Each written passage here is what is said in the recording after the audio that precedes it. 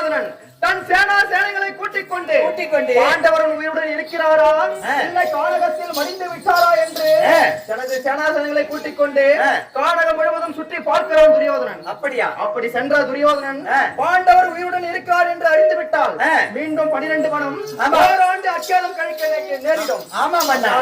கானகம் சென்ற துரியோதனன் அஸ்னாபுரி வரும் முன்னமே நீயோ அஸ்னாபுரி செல்ல வேண்டும்.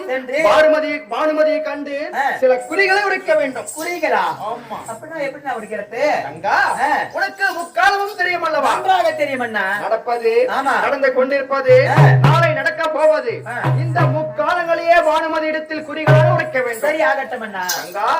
அப்படி நீ முக்காலங்களையும் குறிகளாக உடைக்கும் போது பானுமதியானவள் உன் குறிகளை மெச்சி சன்மானமாக உன் பொருளை வாரி வழங்குவார். வாங்கி வந்துட்டு வேண்டாம் வேண்டாம், அதையெல்லாம் வாங்கக்கூடாது. குறிப்பாக நான் சொல்லக்கூடிய சென்னலை மட்டுமே கேட்டு வர வேண்டும். சென்னலா?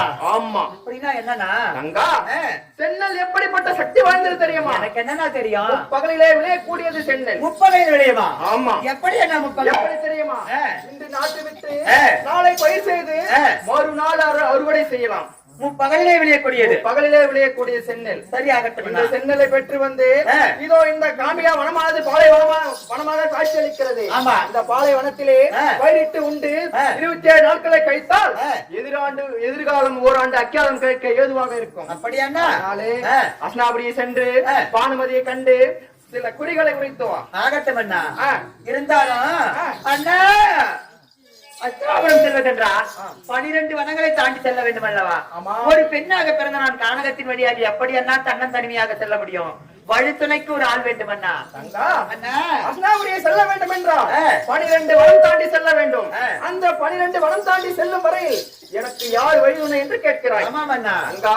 உன் இளைய கணவன் சகாதேவனை கைக்குழந்தை ஆக்கி அண்ணவனை இடுப்பில் வைத்திருக்காய் அல்லவா? இந்த 12 வனம் தாண்டி செல்வதற்கும் அண்ணவனே உனக்கு வழிதுணை. வழியிலே யாதொரு சிங்கம் நேர்படாது. புறப்படு அஸ்னாபுரம். அப்படியே நான் மீண்டும் ஒரு சந்தேகம் அண்ணா. ஒரு வேலை அஸ்னாபுரம் சென்ற பிறகு படுபாவியாகிய துரியனால் எனக்கு ஏதாவது ஆபத்து என்றால் யாரென்னா வந்து என்னை காப்பாற்றுவார்கள்? பானுமதி இடத்திலே நீ குறிகளை உரைக்கும் போது உனக்கு ஏதாவது ஒரு ஆபத்து என்றால் இந்த அண்ணன் இந்த கண்ணன் ஒரு கருவண்டாக மாறி கூடையில் வந்து அமர்வேன். நீங்கள் கூடையில் அமர்ந்து எனக்கு எப்படின்னா தெரியும்? உன் கூடையில் நான் வந்து அமர்ந்தவுடனே உனது கூடையாகப்பட்டது உடனே இந்த கண்ணன் உன் அண்ணன் வந்து விட்டான் என்று நினைத்துக்கொள். அஸ்னாபுரியிலே யார் ஒரு தீங்கும் ஏற்படாது. நான் பார்த்துக் கொள்கிறேன். புறப்படு அஸ்னாபுரம்.